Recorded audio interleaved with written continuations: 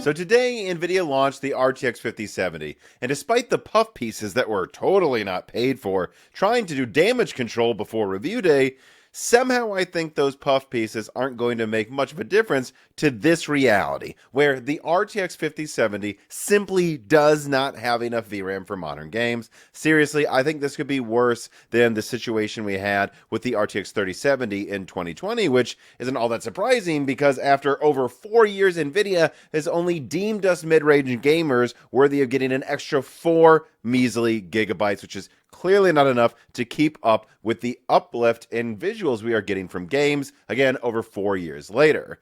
And overall, it ends up just like this channel leaked a month ago, not even really faster than the RTX 4070 Super, and so I don't have much else to say about it, especially because it has no supply, pretty much. I'll get into the specifics later in the video with some exciting leaks, but for now, let me just point out that public information out there, you can look, this thing had single digits to no stock at Micro Centers, depending on which location you checked. And so, all right then, let's move on from that dud to what, of course, is the belle of the ball of today, of this week's releases, the RX 9070 series. Now, overall, I would say that once again, this was about the performance I've been expecting, with the 9070 XT burying the 5070 in raster, while the 9070 also overall beats the 5070 in most reviews. And on average, actually, the 9070 XT is between the 7900 XTX and XT in raster, while the 9070 is within single digits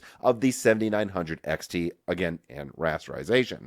And in ray tracing, the 9070 XT gets close to the 4070 Ti Super, while even the 9070 lands close to the pathetic RTX 5070. Some big ray tracing win should have been the one thing NVIDIA could claim with that graphics card over the 9070 at the same price, but they really can't, at least not in all reviews. And so look, even though I leaked this outcome roughly a couple months ago in a video, it is still very impressive, in my opinion, that AMD has managed to just about catch up to NVIDIA in ray tracing per raster performance. That means that if NVIDIA slips on a banana peel again with the next generation, AMD may actually catch up in ray tracing, and that's just wow. However, now let me move on to the things that did surprise me about RDNA 4 reviews today. Now, the first thing, and this is continuing a bit with the ray tracing discussion, is I did find it interesting that while there were certainly outliers where NVIDIA destroyed AMD in ray tracing, there are games that I consider to be fairly optimized uses of ray tracing because they need to, because they require a ray tracing GPU to even use the game. And so if there's a game that requires ray tracing, you can't have it run like crap on any one vendor's GPU. Games like, maybe Metro Exodus Enhanced Edition or Star Wars Outlaws, these games seem to be some of AMD's best showings. And so I do think that, well, despite things like Alan Wake 2, which is a game that was not very optimized, and it was clearly programmed on PC to make NVIDIA look good. I'm sorry, I'm just going to say it. I'm not sure that sort of thing, the Alan Wake 2 performance, is something that we're going to see as often as we see with, again, games like Metro Exodus Enhanced Edition as we move forward, where we get more and more games where there isn't a non-ray tracing option, where you have to use ray tracing, where the game is built up from the ground up for it, and also built from the ground up to run well on a PS5 Pro or RDNA 4. And the more that happens, the more I think horrible ray tracing performance games for AMD are going to become more and more of outliers, as developers that require ray tracing for their game cannot afford to have one company's products run like crap, especially, again, when that company is the one making game consoles owned by tens of millions of people. Now, that's just speculation by me, but I do think people should think about that when they see some of the worst outcomes today. Oh, and speaking of outliers, here's a fun little leak for you all. I saw some reviewers surprised that Counter-Strike 2 ran so badly on RDNA 4, although badly relatively speaking. I mean, it's still maxing out 400 hertz displays depending on the settings, with 1% lows that actually are pretty close to the 5070 Ti from what I saw. But anyways, let me tell you, it used to be worse than what you're seeing today. In fact, what I am now leaking to you on screen is the Counter-Strike 2 performance of AMD's RDNA 4 graphics cards 3 months ago before they were fully optimized. This is again from an internal report inside AMD. This was flagged for me as an outlier that should get a lot of improvement before RDNA 4's launch, and so I didn't leak it until now, and it did get a lot of improvement, but not as much as they or me were hoping it would, and so I don't know. Hopefully there is more improvements to be made. Could it be AMD Fine Wine trademarked happening all over again? I don't know. Maybe. Who really knows? But what I will say is that I think that's plausible because RDNA 4's architecture seems like quite a departure from RDNA 3 and how it is performing. And actually, speaking of architecture, another thing that surprised me today is just how well these cards perform in 4K. That's really the resolution where RDNA 4 performs best relative to Blackwell, despite having a third less Infinity cache and a third smaller bus than the 7900 XTX that it can roughly match.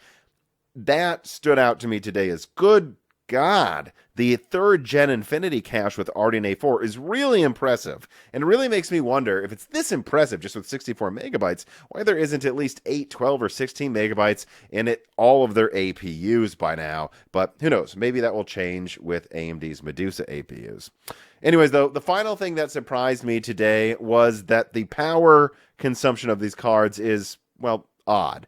In capped frame rate gaming, RDNA 4 seems like a mythical beast in terms of efficiency, and its idle power is also pretty impressive.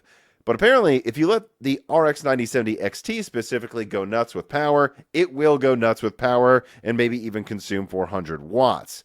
Although, at the same time, the RX 970 non-XT was found by a kit guru, at least, to be the most efficient card in the world. So, overall, I would just take all of that together and say that I think AMD has kind of caught up to NVIDIA in efficiency, but if you let their graphics card go nuts, well, it will go nuts. And again, this is just so impressive that it's not just ray tracing, but also efficiency that AMD has seemingly, at least mostly caught up to NVIDIA in one generation, while using the same node as the RTX 5080, a similar die size to the RTX 5080, getting the same efficiency and similar ray tracing to a cut-down version of it while using last generation memory. Wow, what a home run in architecture design. And all right, those are my thoughts on the RTX 5070 and the RX 9000 series performance. But what's my overall conclusion? What should you buy and what should you expect for stock and supply when the 9000 series releases, and even after? Will there be more resupplies of these products? Well, I'm going to link all of that to you, including the real pricing you should expect for them moving forward. But first, in ad from Micro Center. This piece of content is brought to you by Micro Center, and March is Micro Center's Monitor Madness event. Check out great deals on a wide range of monitors all month long, starting March 1st. If you want to take a look at these at the website too, you can go look at the monitors through the link in the description. It helps the channel a ton when you look at that. But then also below, you will see links to Micro Center opening a new location in Santa Clara, California. If you sign up in the link below, you can receive a free 128 gigabyte flash drive in store when it opens. And then Micro Center is also running their GPU trade-in program now, where you can bring in your GPU purchased at Micro Center and receive an offer the same day if maybe you're upgrading to the RX 9000 series tomorrow or whenever you're watching this. And Micro Center also helps you recycle old tech, whether it's donating it or just disposing of it in general. And they also have tons of news at their Micro Center news in the link in the description as well. So they can make it easy for you to keep up with all of the new releases coming at Micro Center. And one more time, remember that even just clicking on the links in the description helps the channel a ton. It shows them that you are responsive to the sponsors that support Moore's Law is Dead. And also, of course, going to those links gets you to their website where you can find the best deals on PC parts. And I do think now is a good time to buy something like an RX 9070 XT, as I'm about to get to, well, in today's leak. I actually think this blends perfectly into what you've all been waiting to hear, and that is what I'm hearing about supply. Are those pictures circulating on Twitter showing mountains of RDNA 4 legit?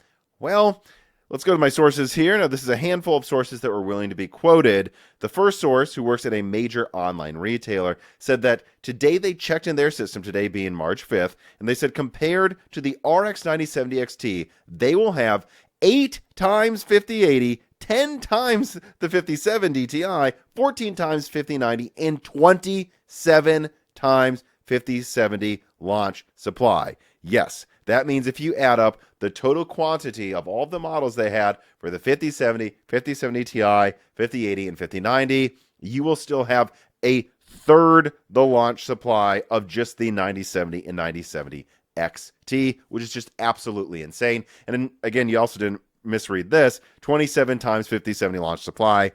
The 5070 is probably the biggest paper launch I've seen in my lifetime. It seems like at that point then, probably, I'm just thinking live right now, yeah, I'd say maybe a fourth the supply of the 3090 at launch would be my guess. Like completely nothing, and that is not going to be the case with the 9070 and 9070 XT. But continuing this quote here, they said that they're also told that we should expect shipments every week for months that's equal to the entire 5080 launch supply of the 9000 series as well, which is incredibly exciting. That is something new that I learned today, something I've been wondering. It's not just the initial launch supply. Expect reshipments to keep coming and coming and coming for the 9000 series over the next couple of months. Now, the only bad news, though, this person said, is that it seems like only 20 to 30% of the launch supply will be at MSRP. And this was echoed basically by everybody, right? Source number 2, who works at a major U.S. retailer, said that they have ample 9000 series supply for tomorrow being March 6th, and that meanwhile, they didn't get a single RTX 5070 at their location. Oh, and by the way, this person was told that AIBs have been briefed on a potential Ultimate and Navi 48 SKU that can launch in Q2 and aims to be solidly between the 5070 Ti and 5080 in performance. Now, besides that, that's all I know. I don't know if there's going to be higher VRAM models. I don't know what clock speeds. Like, will it hit 3.4 gigahertz? I don't know. I don't know if the RAM will be clocked any faster, what TDPs they are targeting. But this is something that I speculated, or not even speculated, just suggested AMD should do, is have some crazy higher tier model to justify a higher price next to the 5080 that's now selling for like over $1,500 on eBay. Could be easily done.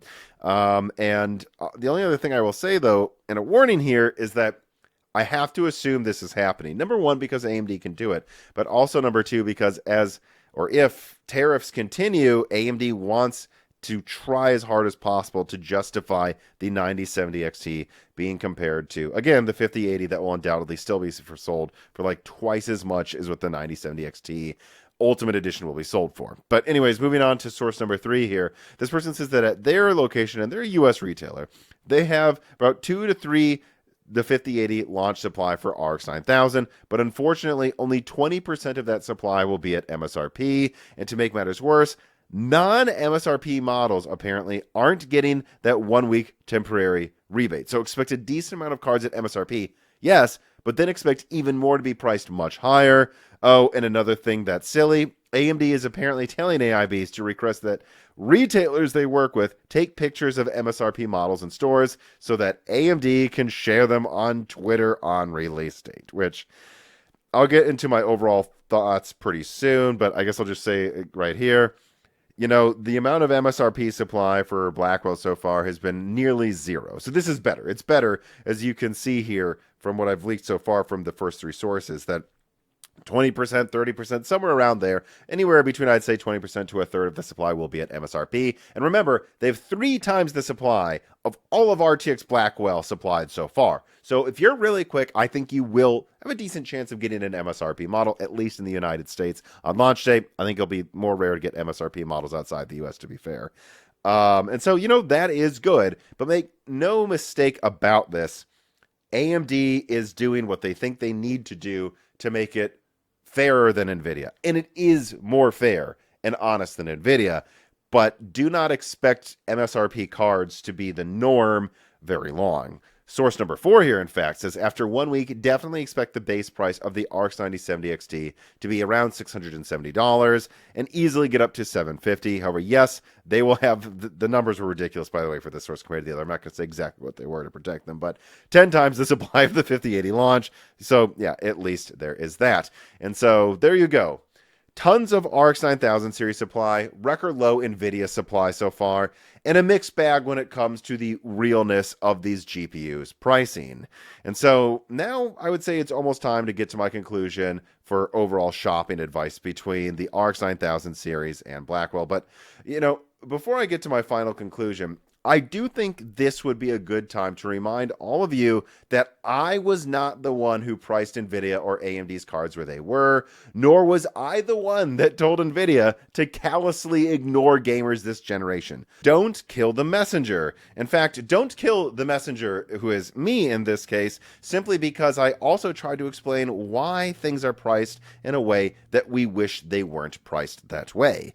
Because I don't really think it's my job to just scream at the top of my lungs every time I see something that isn't exactly the way I want it to be for us, right? Like, all that would do is make me lose my voice, and if I lost my voice, well, then I couldn't tell Jesse to leave my girlfriend's cat alone, and if I don't do that, well, he actually can kind of kick her ass, so I should probably be able to tell her to stop when I can tell he's losing his patience. And the reason I say all of this, though, is I just feel like I've seen a lot of armchair CEOs and online forums recently screaming at these companies and giving such brilliant advice like, you can just win the market by pricing products below what it costs to make them. There is actually a company that follows your advice, geniuses, and their name is Intel. And how is that working out for them? Well, very badly. And because Intel followed this advice, desperately trying to flail for any market share, now there's actually going to be less competition in the market as they fail to compete more and more over time. I just think people need to understand that there are real costs that factor into making gaming graphics cards that have gone up tremendously over the past 10 years. And at the same time, there are a lot of real political blunders going on right now that are raising the prices further of these gaming devices. And I can't control these things. And all I want to do is give you the truth about what these companies are doing, why they're doing them, and give you the best tools you can to make informed shopping decisions. And so here we go here. Don't kill the messenger. This is the situation, in my opinion, after talking to sources and analyzing the market. AMD is going to have a lot of cards above MSRP on release date for the 9000 series. But the reality is, there will be more cards above MSRP and even higher above MSRP about a week from now. It genuinely does seem that eventually here we're going to frequently see 9070s above $600 and 9070 XTs above $700. But tomorrow there will be MSRP stock, and there will be more non-MSRP cards that are closer to MSRP. And so if you want to get a graphics card this year that's at around this level of performance, the 9070 or 9070 XT, tomorrow, this week, really is the best time to buy these graphics cards, because NVIDIA isn't going to do anything to help this market from what I'm hearing. Heck, they don't even have the 5070 Founders Edition available at launch. Their MSRP isn't just half fake, mostly fake, it's completely fake, and they're not shipping any graphics cards. And meanwhile, AMD will have supply, they will keep having supply, and yeah, that's better than nothing. And I guess, as shitty as it is for me to say this is the truth.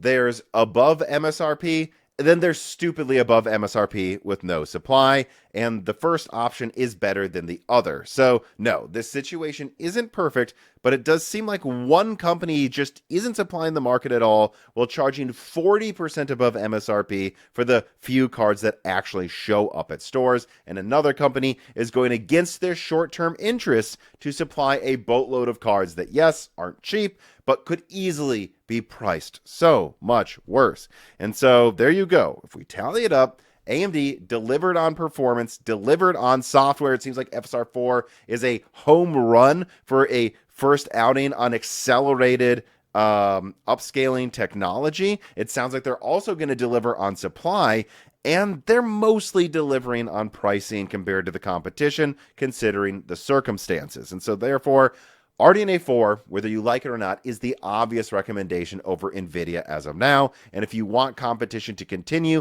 I would say you should reward them for doing at least 3 or arguably 4 out of 4 things better than their competition. Because if you don't, as I've highlighted recently, you're basically telling NVIDIA that they can literally do anything they want short of murder, and you won't support competition. All right, so that is going to do it for this video. I hope you enjoyed it. If you did, please make sure you like the video, comment down below, share it, and make sure you are subscribed to the Moore's Law is Dead YouTube channel. It seems like half of you aren't. Let's get those numbers up, people. But then additionally, numbers going up. Let's try to get the Patreon numbers up as well. There are exclusive pieces of content there, like die shrink episodes. We just did an excellent interview with someone about PhysX. A new die shrink will come out a day or two after this video drops. And just the lowest tier, $2 a month, gets you access to that, the Discord, the ability to ask us questions, and so much more content that is always ad-free over there. This independent journalism cannot happen without independent support that doesn't rely directly on sponsors to keep the lights on. You're paying to keep food on the table for me, for Dan, for Gerard, and for our people who help with research at Moore's Law is Dead. So please, if you have that extra $2, $4, or whatever you can afford per month, consider supporting us. But besides that, at a minimum, if you've made it this far into the video, thank you for watching.